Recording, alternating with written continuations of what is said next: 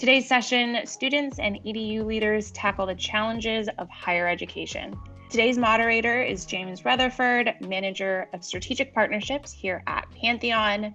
And your experts for today are the wonderful faces you see, Megan Lynch, Benjamin Bala, Dionne Curbeam, and Greg Walsh. We'll get a quick introduction of them in a moment.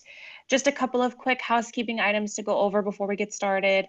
Please make sure to utilize that question function to submit any questions you have throughout the presentation. We will answer as many of your questions as we can during the Q&A portion at the end of today's session. This is also being recorded and will be made available to everyone early next week. All right, I'd now like to turn it over to James. Okay, thanks, Ashley. Very appreciated. So I want to start by saying thank you to all of our attendees. In having conversations about the challenges that digital teams and higher education are facing today due to COVID-19, we came to a realization that there was a real opportunity to not just look at it from the perspective of a digital platform or from faculty or higher ed thought leaders, but also to ensure that there was a conversation with student leaders and the student body in general to get their perspective on the way that COVID-19 is changing the higher ed experience and what that can mean for the future. So that's really the thought process and the drive behind the conversation today. So I'm gonna let our panelists introduce themselves in a little bit more detail, and we'll start with Megan. Hi everyone, my name is Megan Lynch. Thank you for being here today. I appreciate it and I'm excited for this conversation. I'm a recent graduate of Loyola University, Maryland in Baltimore, where I was a political science major and a minor in Spanish. I'm really excited to be here today. I had a really transformative college experience and I hope that that is able to continue for people who are younger than me or going into grad school. So I think that this conversation is really relevant to the time in figuring out ways that higher ed can respond to this. Thanks, Megan. Ben, would you like to give an introduction? Sure. My name is Benjamin Bala, and as I said, I'm a recent college graduate from the University of Maryland, Baltimore County. I graduated English degree and have intentions rather to teach and to pursue a career in education. And so it's really exciting for me to be a part of this conversation. At UMBC, I'm also part of the Sherman STEM Teacher Scholars Program, which is a program that supports scholars that are passionate about education as we endeavor to become culturally responsive, compassionate, and highly effective educators. And so it's a great privilege and honor for me to be part of this panel. And yeah, I'm excited for the conversation. Thanks, Ben. Appreciate that intro. And Dionne, can you go next? Absolutely, and hello to everyone. I am Dionne Curbeam. I am the Deputy Chief Information Officer at Coppin State University in Baltimore, Maryland. I'm also an adjunct faculty member. I am truly excited to join my colleagues to be part of today's conversation. I have a firm belief that higher education is truly the game changer for lives and to help people to thrive. And this is a prime opportunity to reimagine our university amid a pandemic. So having this conversation today is a great opportunity. So thank you for having me. Thanks, Dionne. And last but not least, Greg. Hi, my name is Greg Walsh. I'm an associate professor at the University of Baltimore. I've been running the doctoral program in information and interaction design. And before that, I led our interaction design and information architecture master's program that has completely completable online. So I've been doing online for a while now. I've been teaching for about 15 years online. So I'm excited to be part of the conversation. Thanks, Greg. We appreciate all of you being part of the conversation with us. So we thought we'd start with reflecting on our students' prior experience with online learning, how it affected and informed their college experience up until this point. And Megan, do you want to start us off? Sure. So online learning was definitely something that I had not participated in before March, and it definitely took a bit of getting used to for me.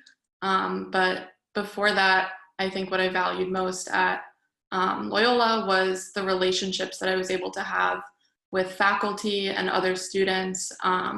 And I think that there were definitely at least hints of ways of being able to continue that online. We were able to Zoom and do face-to-face things via that I think was able to recreate that in a way, because a lot of those relationships were already there. So that really helped me this semester in adjusting to this new way of learning. Thanks, Megan. Ben, did you want to add any thoughts to that? Yeah, I think I would just add that, yeah, I think like Megan, a lot of the relationships that I built during my 4 years at UMBC, University of Maryland, Baltimore County, also really helped inform just kind of how I would approach learning while social distancing, where I could kind of fall back on the relationships I already built with instructors from the past and other friends. And so that was very helpful. I also found it to be very supportive that a lot of my instructors this semester really accommodated to what was happening and then continue, business as usual, but also took into account how the circumstances that we're in could make it very difficult to learn. And so I think that compassion was also a great support system for me going through this time. Thanks, Ben. So I think both of you, is it fair to say, felt like the initial response was positive and that things were moving in the right direction in this last semester? Maybe you want to share one example or two of a concrete change that you saw in place that was effective, or one thing that stood out in your mind? Yeah, I can go first if you don't mind, Megan. Yeah, I think that at first it was definitely chaotic, as any transition is, as any transition could be, because I think it was on such short notice that we had to transition to online learning, that there was issues with making sure that everyone had stable Wi-Fi connection, or even an access to a way to engage in online learning in that way, making sure that the platforms we're using to connect were actually reliable. But I think once we overcame those hurdles, some of the more substantive, some of the more substantive things I think were very helpful were one-on-one check-ins that my professors did. I think allowed me to not only stay on track, but to also have a sense of support, in the sense of knowing that they cared about me as a holistic student, and not just whether or not I'm submitting my assignments or not. And so I think that deepened the relationships I had with most of my professors this semester. And I think that was something that I found to be very valuable. And so having those one-on-one check-ins, or even being in a virtual classroom space and seeing the cameras turned on. I mean, I'm not even an extrovert, and that meant a lot to me. Just to be able to see, someone's face, to see them smiling. I think, yeah, in a time where human connection was so sparse and still is, that was very meaningful to my education experience. Yeah, that's great. Megan, did you want to add anything to that? Yeah, just going off Ben, I think a lot of my professors and administrators reached out to me one-on-one, which was definitely, I feel like, went beyond what I kind of expected at that time, and definitely helped me to adjust and process a lot of things.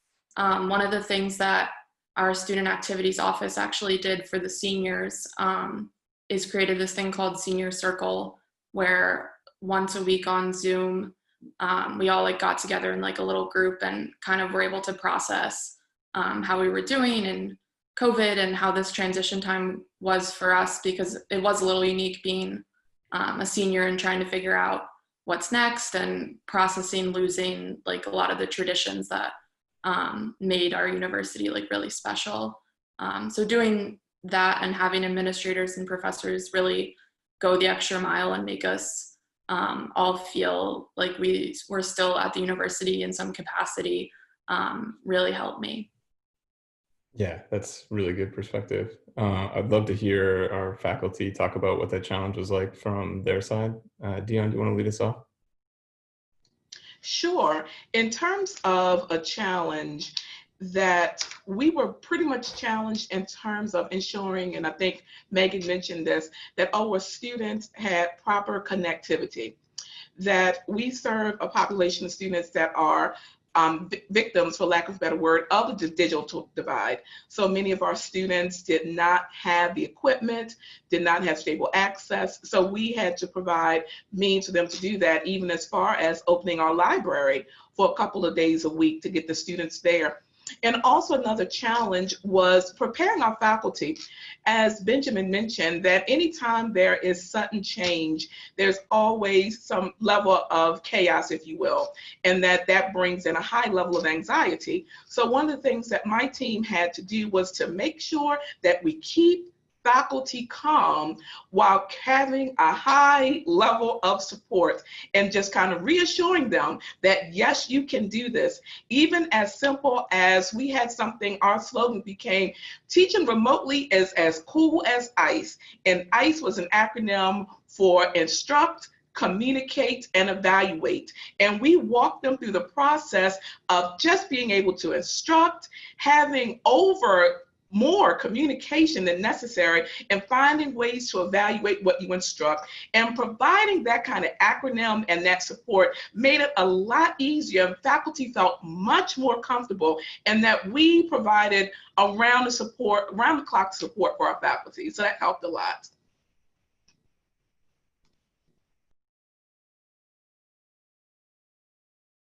I can't moderate if I'm muted. Greg, what was that like from your perspective? And thanks, Dionne. I have to echo what Dionne said, as well as that everyone pretty much remembered that the faculty are people too, and we have the same things going on with, we're now homeschooling our kids. We are also trying to reach out to those one-on-ones like Ben talked about, because that was something that was really important to me too, was to like send messages like, hey, how are you doing? Do you guys want to talk? And just, it was really unfortunate when you start to see the digital divide, and when some people don't have access to things. It's really hard as an instructor, because this person has the ability to succeed, but all these other things are against them right now. So that was frustrating, but it was really uplifting to see the students reach out to each other and support each other, and to support the university, and to support all the things that were going on in their communities. I had one student who works at a cookie store, and she thought it was really important that she continued to work at the cookie store during COVID-19, because people needed cookies. So she would attend my class from the store, and it was really cool to like have her. I mean, she had her mask on, her full face thing, but she was making cookies so that people would have Mother's Day cakes, and they would have, all the different things that people needed. So that was really, really cool. Nice. Thanks, Greg. Ben, you had touched on this, I think, a little bit in your first response, but one of the things that we wanted to be able to give you the chance to share your perspective on is how much this will affect, in your opinion, the traditional higher ed experience, and like your perspective on how valuable that was in selection of the school you went to, and how it affected your student life while you were there.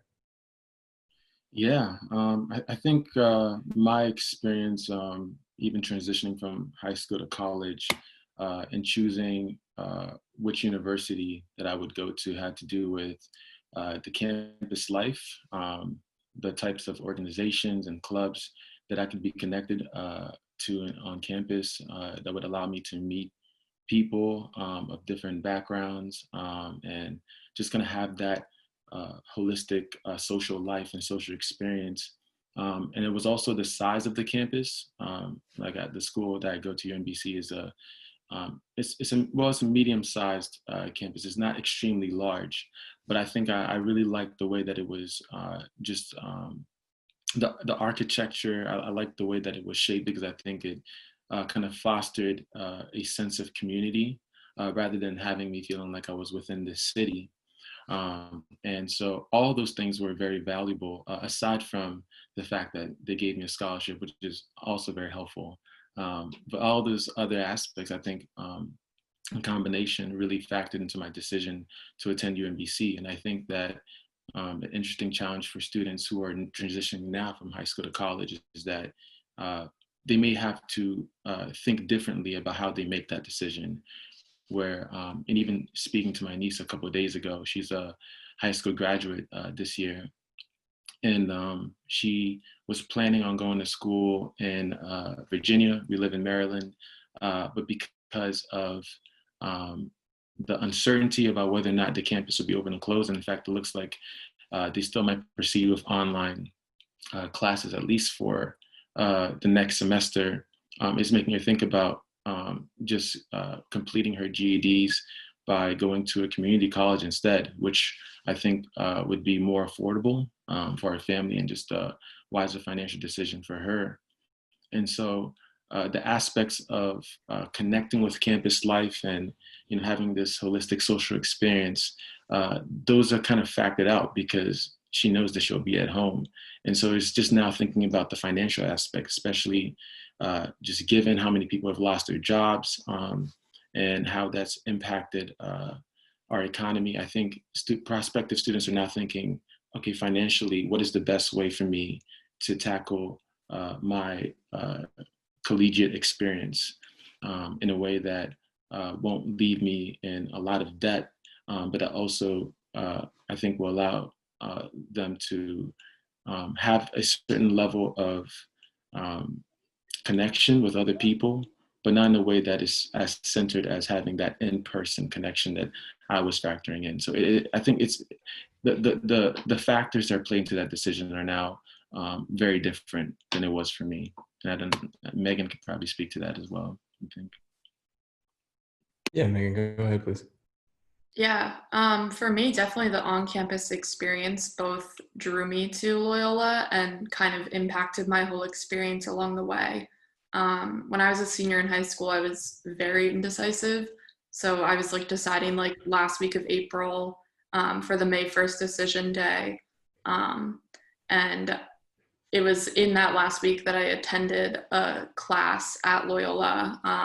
I sat in on a professor's like history class. And that's when I like really could see myself there and decided like that was the place for me. And I had visited the school before, but really getting that on-campus experience of sitting in on the class was really important for me. And in my time there, I became very engaged with our Baltimore community. I interned in our Center for Community Service and Justice for 3 years. So I was engaged with helping students go out to service as well as accompanying them. So I got to know a lot of people in Baltimore, felt very engaged with that. And I think that that experience taught me so many more life lessons than I was even able to learn in a classroom. So that is an invaluable price, I think, of my experience there, and definitely something that I think would be hard to recreate, but something maybe they could try.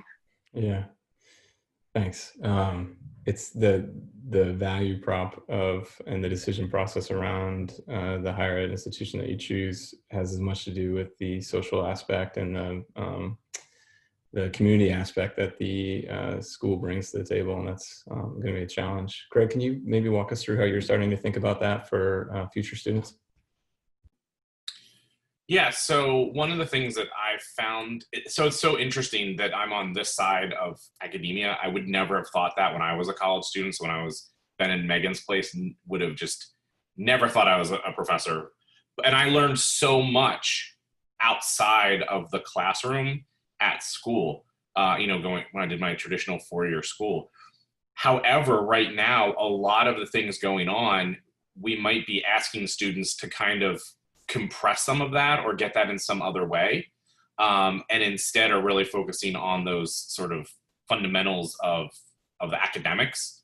In grad school in particular, you don't usually have that much room for that social growth in the same way that you do in the first 4 years. So in some ways, it just kind of levels the playing field, with grad schools. You know, it's, yeah, you're not going to go and get this big social thing at UMBC if you go online. At the same time, at grad school, you aren't necessarily looking for that. That's not why people are going. So I definitely feel for undergrads who are coming into this, and it's been just a lot of trying to, I'm sure Dionne can talk more about how they've been focusing on undergrads with this. You know, and as you were talking about that, Greg, I was just kind of, and even Megan, I was remembering when I first walked into campus, and I knew that was where I needed to be for my undergraduate institution at Bowie, and then for graduate at UMBC, I was like, that's where I need to be. And to have students robbed of that opportunity, it kind of saddens me.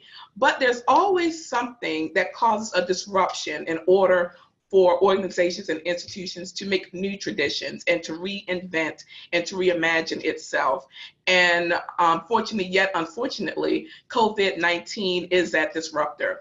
So from a larger scale perspective, a planning perspective, this is a great opportunity for leadership to be creative, to reimagine things. How can we provide an experience at a distance? How can we foster social connections? Would that be through virtual communities? Would that be through socially distant pods that we have on campus? Is this a great opportunity for some new type of experiential learning and research for students to come up with creative and unique solutions for what's happening? And then once we come up with that package and what that looks like, how can we implement it to reinvent education? We've been talking about it for years, but this gives us the opportunity to do so with creative and visionary and innovative leadership. That's inspiring. I really like the way you put that. So I think that's a great lens for the next topic that we wanted to discuss. From our students' perspective, and Ben, if we can start with you, what characteristics do you consider to be essential to a positive digital classroom experience? Yeah, I think, I think the most challenging thing about a virtual classroom experience is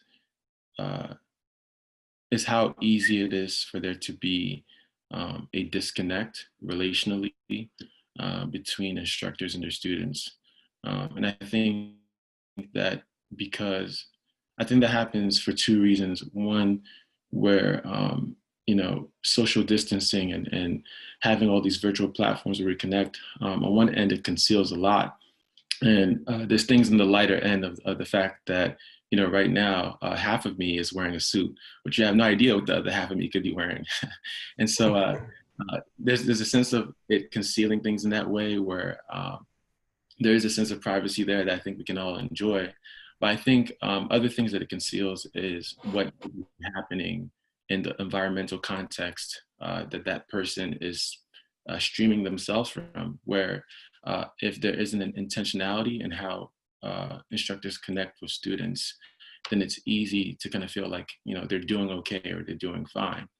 And I think, and that's how, the virtual aspects conceal some of those things that can kind of make that connection hard. And I think on the other end, connecting virtually also exposes a lot. It exposes a lot about what is important in the human development that I think education or educating others necessitates. Because are we just producing? I mean, we really have to ask, like, what is the goal of being an educator? And this is something that I've been thinking seriously about as someone that aspires to go into education. And like, is it just to produce intellectuals that then can just become another, cog in our economic mechanisms? Or do we want to create change agents? Do we want to develop human beings who are equipped intellectually to become leaders in their communities? And I think if the latter is what we're aiming for, then that requires us to, engage in virtual classrooms in a way that I think considers the student and that considers instructors as holistic beings. And so in the process of having this virtual space, I think, the one-on-one check-ins help, but even like small things, like I mentioned before, like allowing students to see the faces of instructors, and vice versa, if they feel comfortable with that. I think it goes a long way in helping to make this very unnatural way of connecting as compassionate and as empathetic as possible from my experience.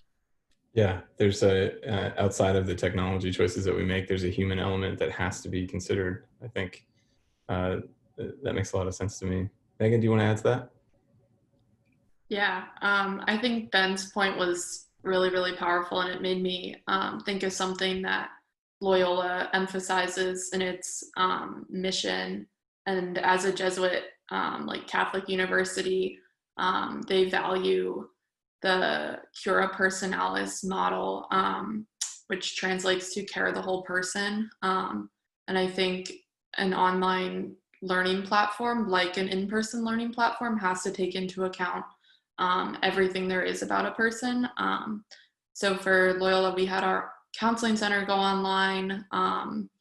We did Senior Circle, which I briefly talked about. And I think specifically for me, I was in a few Spanish classes this semester, which those classes are all about connection because we're all trying to learn a language together.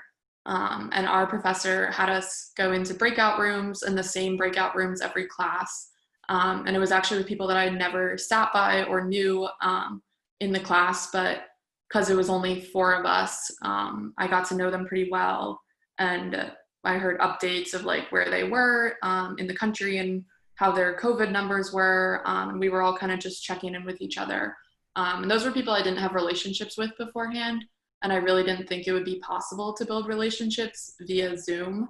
But we were able to. And I think that it's definitely a challenge, but if people are creative, they can take into account everyone's like personhood and humanity. Dionne, do you want to talk about that from faculty perspective? Sure, and I just want to kind of relate on something that Benjamin mentioned in terms about looking at the whole being and taking it actually more, I guess, from a university level. We're always emphasizing analytics and data. And I think one thing that this COVID thing brought to us is that we have to just look beyond the data and look at a student holistically. You know, we were already ahead of the 8 ball, if you will, that a lot of our services were already available online through virtual advising, virtual counseling, so on and so forth. But to be able to find that creative mechanism and look at the holistic student, that a food insecurity issue, that a home insecurity issue, and to see how all of that works alongside of what they're tackling in the classroom was something that we as administrators had to kind of take a second look to think about. And moving forward, that looking at data, not just as numbers and letters, but having that actionable insight to bring in that holistic student perspective with that.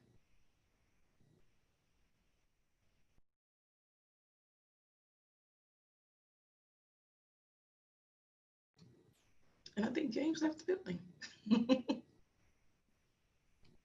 I can add to that too. I think that one of the things that's that as faculty we love is when you're doing more stuff than just what you're doing in the classroom, especially like when you're coming and visiting labs and you come up with a pet project on your own, or you do something where you're like, you know, I really want to learn about this thing outside of the class. And that's something that we're going to have to develop tools for. We're going to have to figure out some like processes in order to sort of have people be able to just drop in some way. And I think that's going to be a really interesting way for faculty and administrators, even students, to like sort of rethink how we, you know, share our time. Like I think Megan said that, you know, that sharing that happened in your circles and how you really connected with people from that. And Ben also said that there's this like concealment, and a lot of times there is online, right? Like there's the world of here's school, and then behind that door is my family, and like what happens when that all starts to blend together is a really interesting sort of culture thing we're going to have to work through.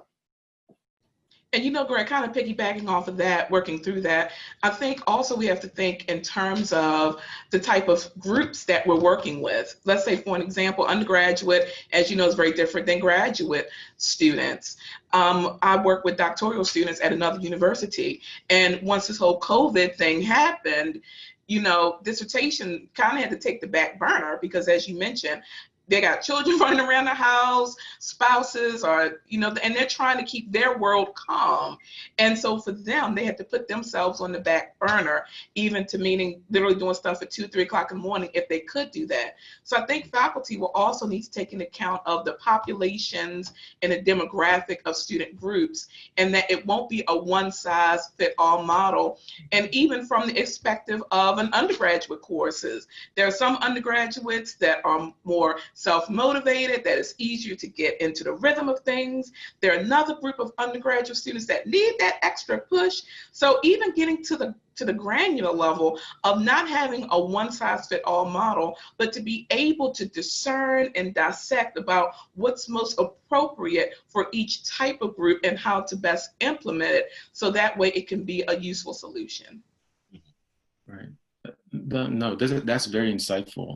It actually makes me think of the question that someone asked in the Q&A, Dr. Tina Mims, and I'm going to read it out loud. She said, "I'm a professor that survived breast cancer.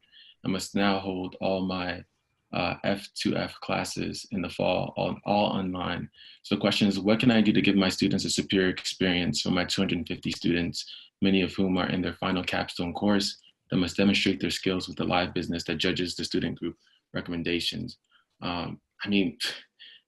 With that, the first thing I would say is, congratulations on surviving breast cancer. My father passed away from pancreatic cancer, and so that feat in itself isn't lost on me. And I think that anyone who is an educator in this time is one of my heroes. I talk to my friends who are teachers right now, and I say, I don't know how you're surviving.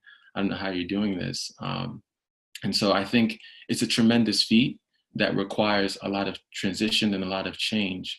And I think it's also important, and I'm thinking of this both from the perspective of a student, but also someone that wants to be an educator. I think it's important for educators to recognize their own needs, that there are limitations that come with that come with social distance learning that you may not have had when it's easier to compartmentalize your professional academic life from your home life.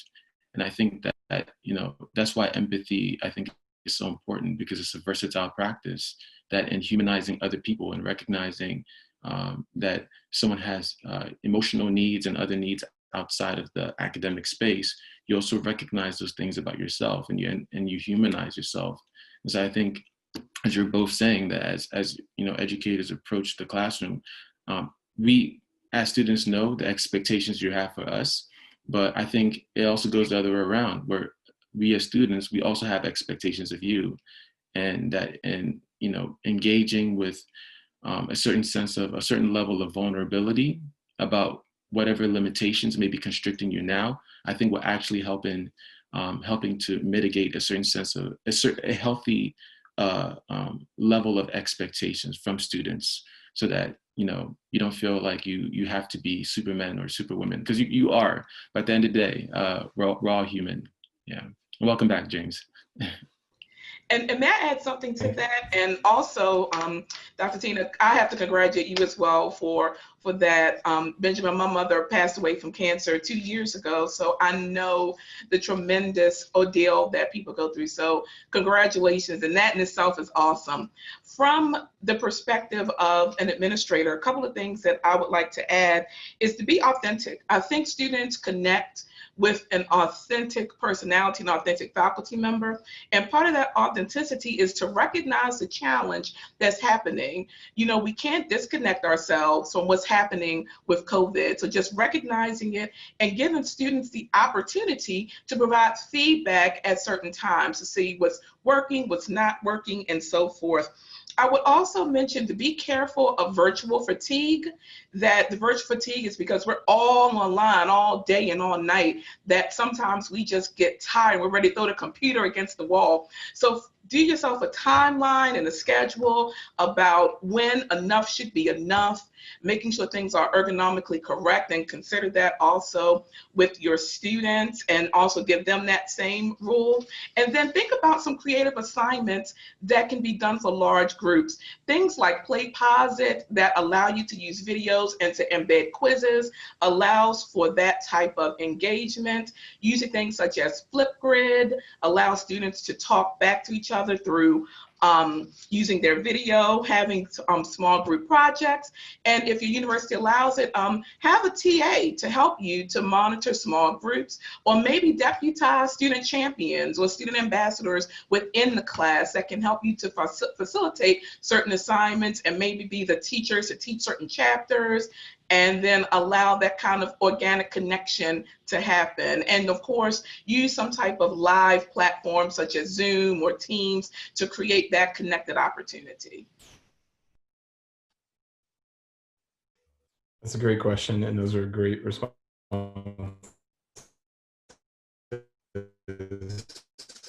Thanks. Apologies for freezing early. I'm hoping that my audio is working now. Yes. Okay. So Megan, did you want to add your thoughts to the question from Dr. Mims as well? Yeah, I would just add also my congratulations and well wishes to your health. And I think what Dionne was speaking about earlier about kind of like changing your perspective of this, because we're in a global pandemic and no one's been through this before. And I think that, you know, we will save lives by going online in some capacity for large numbers of people at universities, and that will be necessary. And for those of us that care about other people, which I think is everyone on this panel and everyone who's here today, that collective responsibility and collective action of finding ways to stay socially distant from each other can change perspective and make people feel more empowered as well. But coming to online classes with a better perspective of we're starting this way, we can do it, and we will do it, I think changes how students react to it too. I think a lot of my professors had like a, oh man, this is awful, like this is so hard to adjust to, which is true. And we were in the middle of a semester, like it was definitely hard to adjust to that. But I think for the fall, we have a whole summer to prepare, and we can prepare. So I think that it's definitely possible. And then you asked about adding things about the teams or the capstone. I was not in a capstone class this semester, so I don't quite know how they work, but definitely splitting people up into smaller groups and keeping them consistent so they are able to build those relationships over a sustained period of time definitely helped me in some of the classes I was in and helped me to engage more. I definitely found it harder to like participate in online classes versus in-person classes. I felt it weird to just like unmute myself and jump in. But in class I was pretty participatory. So I think fostering ways to have people participate who might be shyer would definitely help as well. Thanks, Megan. We this is amazing conversation, and we're going really deep. But we do have a couple of other topics I think we want to cover if we want to go a little deeper. One of the other challenges that we identified that we thought it might be valuable to talk about was around how the university can encourage and build school pride in a more social distancing sense, and what's the student perspective on that? Megan, you want to? I'm guessing. Sure. Yeah. You asked about school pride, right? I did, yeah. Okay, cool. I definitely think that it's harder to build without like sports games or whatever else that necessarily brings people together. But I think what I was kind of alluding to before as looking at this kind of as if we're a community, we're like the Loyola community, and we're gonna tackle or confront this pandemic or whatever challenge comes to us. And Loyola did this like social media campaign, I guess you could call it, for the seniors, kind of to empower us as we're graduating into this like economy and kind of like who knows what's happening. But they came up with this slogan, more than ready, Loyola ready. And it was kind of corny. And at first I was like, okay. But then everyone started like posting the little hashtag, and it was like really cute. And kind of being vulnerable in the post too, like saying things like, I'm not sure what's going to happen next, but I know because of going to this school and being a part of this community, that I will be like Loyola ready. So I think that there are ways to add in like school pride via social media, or from our president did a few videos to us that came out on social media that I think just made us all feel a little bit better during the time. So I think that there are ways to cultivate school pride. Ben, what's your perspective? Yeah, I think that's a very interesting question. The first answer that came to mind, I think the easiest answer is, give students something to be proud about, which, like Megan said, that will no longer be sports teams. It will no longer be things that are happening in person, unfortunately. But I think this challenge also provides an opportunity for university systems to think very seriously about the legacy of the education they provide. And so when students don't have a sports event to be proud about, when they don't have clubs on campus or other things that happen in person to be proud about, I think the main emphasis will now be on how university systems have engaged in online learning, and to think about, okay, how can we build school pride by the way that we facilitate education through a platform that is very difficult, that I think that is very difficult to really use for a number of reasons. But yeah, I think one of the best ways is really to focus on and build stories, and maybe even incentivize students to share these stories, but find opportunities that build stories where students can talk about how their online learning experiences from their university systems have helped them to succeed despite the challenges, of how they've been emboldened and encouraged to persevere, how supportive their university systems have been. And I think university reps will always talk well of their institutions, and appropriately so. But I think when you have students, and even social media campaigns could help with this, but when you put students at the forefront of that endeavor, it really allows the school to have a legacy that is based really on the experiences of the students, which at the end of the day is what makes the university attractive to prospective students. And so, yeah, I think it's a challenge that I'm not even I don't think I have a perfect answer for this, but I think it's a challenge that provides an opportunity for university systems now to find new things to build school pride around.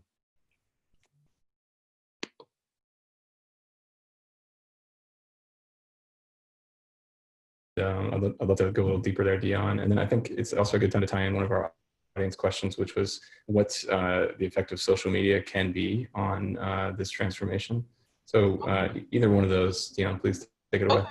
I'll actually wrap those into a single answer. And I think Benjamin just eloquently summarized that in terms of that we have to find a new perspective of pride and a new lens of pride. And just to kind of give 3 quick examples, that one, with Coppin, we've instituted new alumni profiles to look at the COVID-19 heroes, that who are those people that are on the front line, the nurses, the teachers, whomever, and we have been promoting that over and over again and doing some live Instagram conversations with those people so that our alumni community and our students can find that new sense of pride. And also we had to make sure that faculty felt proud of what they were doing. Traditionally, at the end of every semester, we hold a technology conference.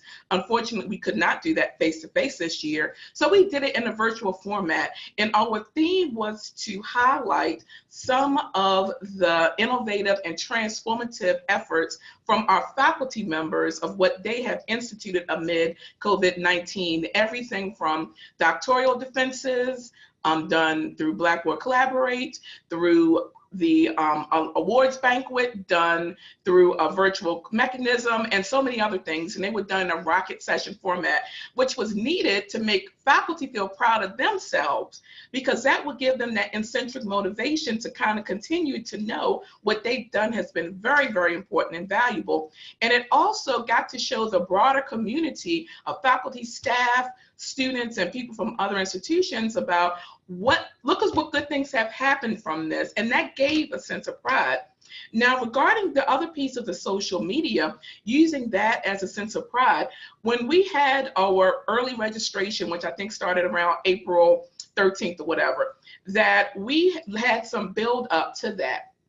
You know, some things going on Instagram, things going on Facebook. Somebody was doing some TikTok dances, not me, but somebody was doing some TikTok dances.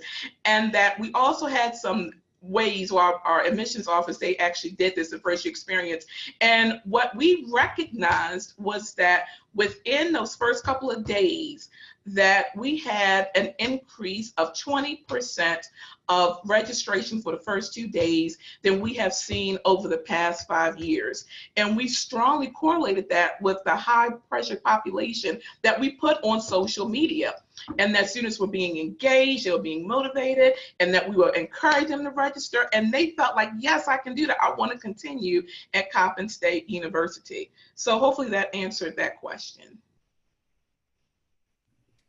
I just want to add, I do think that when social media's impact on taking classes online from a teaching perspective, actually I feel like hurts in some way, because when you're trying to do something, you don't want anyone to ever have the same kind of either non-genuine sort of sharing that happens a lot on social media, kind of like that crafting of your life.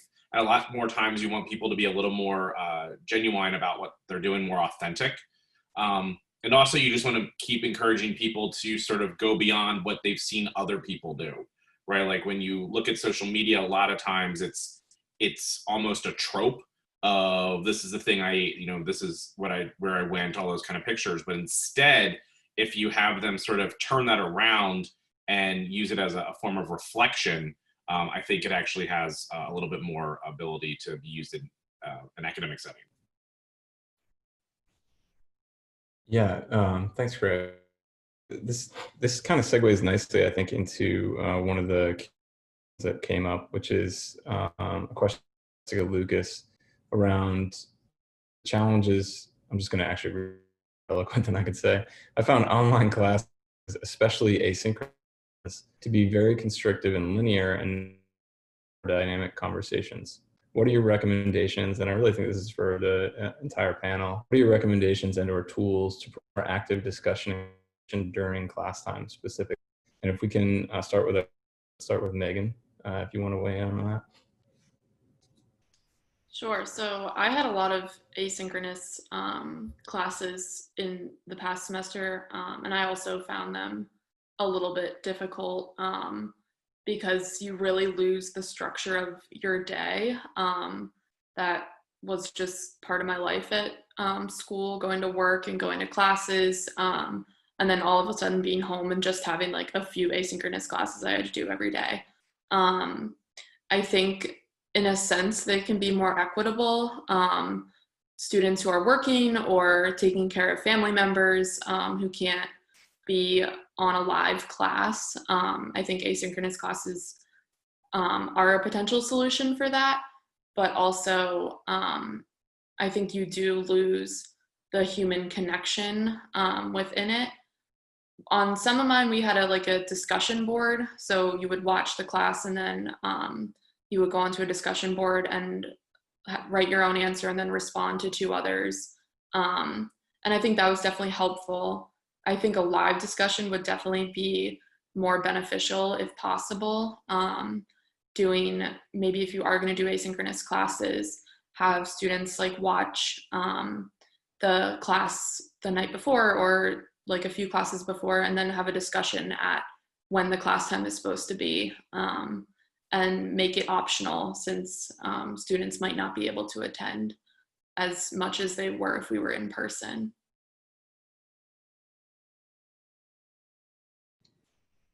I'll jump in if I can. And I think sometimes the constrictive and linear approach often happens from, I hate to say this, an administrative perspective, because we like to keep things in that linear place because it's easier for us to pull data and so forth. But, you know, there's still activities for creativity. I think particularly for dynamic conversations, as I mentioned earlier, I think Flipgrid is probably one of the best things out there right now to have that dynamic conversation. And if you are an Office 365 institution, you can just use your Office 365 thing, as Google also integrates well with it, and it allows for that. I think also for those who still have VoiceThread and something of that nature, that allows for those continual conversations. And you can also even encourage students to create their own videos, to do their own webcasts, to do their own virtual presentations that other students then have to watch and reply and respond to and then discuss. You can even do the old school method of having students create podcasts. Allow them to create a podcast on a different topic, allow other students to listen and respond, have a blog talk radio station, allow students to listen and quote unquote call in. So there are a lot of opportunities that can foster that interactivity and engagement. You know, it just takes a little creativity and thinking outside the box. So hopefully those tools will give you some good starting points. I just want to jump in too, that sometimes they are restrictive, just like some in-person classes are repetitive, because sometimes faculty will often do what they were taught with, right? They will mimic who they taught, or they will mimic how they were taught. And so they might have had a professor who just stood up in the front of the room and, you know, read from their lecture notes or used an overhead or something crazy like that. Instead, you can create lots of great conversations, like with what Dionne was just talking about. There's a really cool book called E-Learning Games, and it's kind of older. It's from the early 2000s, and it's not really about games as much as all these little kind of techniques you can use in an asynchronous class in order to create conversations, engagements. I would tell you that the worst thing you can do is give a student a reading and then make them comment on it and then make them comment on two other people's posts. Like, that to me is really just not my favorite kind of online learning. It might work in some subjects. I don't think it works all the time. And I think synchronous conversations are great. You can have very lively conversations in synchronous, but, you know, using Flipgrid, using voice things. I love the idea of a podcast channel. That sounds really fun. Get them making sound clouds. Yes, it's always fun. I love that stuff. And just a couple things I also want to add, and I'm not sure if people want to go this far, but they can also integrate Slack channels. Our students seem to enjoy being able to communicate through Slack using some type of group check mechanism such as GroupMe or Kazalia through Microsoft that allows that continuous ongoing conversation for things. But just be careful of the privacy regulations, be careful of security issues, and that also infringing upon students if they don't want to do that. And we use Microsoft Teams at UC because it is all in the ecosystem, so they don't require extra logins, and it's a little more FERPA-like. Yes, we do too at Coppin. We have Teams. We're all well, thank you. That was, I think, a great answer to that question. Ben, did you want to add anything else before we wrap up? I think we're almost at time. Nope, I think they answered that. Okay. So yeah, we are really close to time here, but I just want to stop and say thank you to all of our panelists. It's really, really interesting perspective and really well thought out answers, and it's much appreciated. And thanks to all of our attendees as well.